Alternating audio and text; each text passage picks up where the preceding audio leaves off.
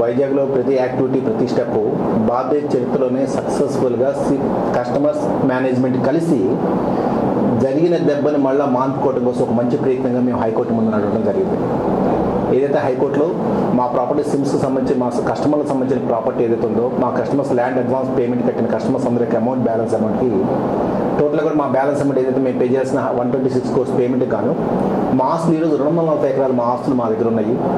మా కస్టమర్స్ లయబిలిటీకి మించి మా దగ్గర ఆస్తులు ఎక్కువ ఉన్నాయి కాబట్టి ఎవరో బయట వ్యక్తులు అన్యాక్రాంతంగా అమ్మే బదులు మా ప్రాపర్టీని మేమే పంచుకుంటామని చెప్పేసి స్కీమ్ ఆఫ్ అరేంజ్మెంట్ ప్లానింగ్ ద్వారా మేము హైకోర్టును ఆశ్రయించడం జరిగింది.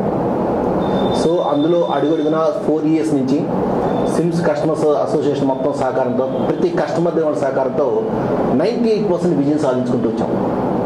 హైకోర్టు సైతం బయలుదేరి వైజాగ్ వచ్చి చైర్పర్సన్స్ ద్వారా 6 members మీటింగ్స్ కండక్ట్ చేసింది. 98% రిజల్ట్ ఏదైతే మేనేజ్మెంట్ మేము కోరుకుంటున్నామో మా స్కీమ్ ఆఫ్ అరేంజ్మెంట్ ప్రకారం మా ప్రాపర్టీ మేము పంచుకోవడానికి మా భూములు కావచ్చు మాకు రావాల్సిన నగదు మేము పంచుకోవడానికి మేము అంగీకారం అని చెప్పేసి ఆల్మోస్ట్ వచ్చిన 99.8% కస్టమర్స్ 8,952 మంది కస్టమర్స్ విజిట్ చేశారండి. 8,949 ఓట్లు ఫేవర్గా కంపెనీ మేనేజ్మెంట్ ఫేవర్గానే ఓటింగ్ జరిగింది. సో ఈ రిపోర్ట్ తీసుకొని మేము హైకోర్టులో సబ్మిట్ చేసినప్పుడు హైకోర్టు ఇది కంపెనీ యాక్ట్ కాబట్టి ఎన్సీఎల్టీకి ట్రాన్స్ఫర్ చేయడం జరిగింది, నేషనల్ కంపెనీ లా ట్రిబ్యునల్. ఈ ఎన్సీఎల్టీలో మళ్ళీ సేమ్ మా ఫైట్ మా ప్రయత్నం ఎప్పుడైతే చేసిందో జస్టిస్ నారాయణరావు గారు ఈజ్ వండర్ఫుల్ మంచి స్టెప్ చేస్తున్నారు, మీరు ఇలాంటి ప్రయత్నాలు చేస్తే మార్కెట్లో అసలు సమస్యలు ఉండవని చెప్పేసి గౌరవించడం కూడా చేస్తూ sir we'll talk status report మీ కస్టమర్స్ ఒపీనియన్తో పాటుగా ఇది పేమెంట్ ట్రాన్సాక్షన్ కాబట్టి RBI Reserve Bank of India register of companies and CID వీళ్ళ యొక్క ఒపీనియన్ కూడా తీసుకోండి ప్లస్ పబ్లిక్ ఒపీనియన్ కూడా తీసుకోండి అని చెప్పేసి పేపర్ నోటిఫికేషన్ ఇవ్వడం జరిగింది. ఆర్ఓసి వారి నుంచి కూడా డైరెక్ట్లీ రిటైల్ కోర్టుకి ఈ స్కీమ్ ఆఫ్ అరేంజ్మెంట్ ప్లాన్కి మాకు ఎటువంటి అభ్యంతరం లేదని చెప్పేసి వాళ్ళు అంగీకరించారు.